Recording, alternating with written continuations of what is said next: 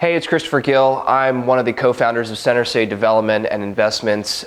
We are an urban-focused development company in San Antonio, and I wanted to take a quick second and talk about real estate investing in general. And I think one of the reasons that people shy away from investing in real estate is they automatically think, well, I've got tenants and toilets to deal with, and that's not something I have the time to fit into my schedule, work into my routine. I'm gonna have to be dealing with people, dealing with all the messy intricacies of owning all these little rental homes all over the place, so I'm just gonna not do real estate investing.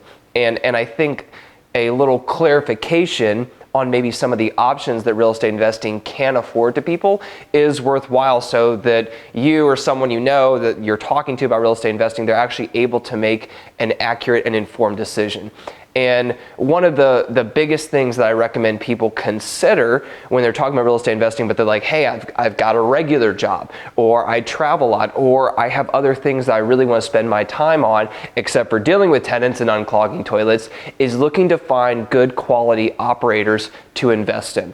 And this does a couple things. Number one, it keeps you passive. So you are not having to play an active role in either creating the projects, finding the projects, permitting the projects, building the projects, leasing them, selling them, refinancing, the list goes on and on. So if you are simply saying, hey, I'm gonna find someone who's really good at this and I'm gonna provide them capital, then they are doing the work, right? And so you are helping to bring the financing, they are doing the work, they are the guarantor of the loan, so you don't have a lot of liability, and that massively reduces your time investment into the real estate project. And I think the answer to that is, well, yeah, but isn't that person who I'm investing money in going to make the lion's share of the profits? And wouldn't I be better, dramatically better, by buying the house and doing the work myself, by gaining that sweat equity? And the answer really depends. And it depends, I think, primarily because whoever is your operator that you're investing in, this is what they do full time.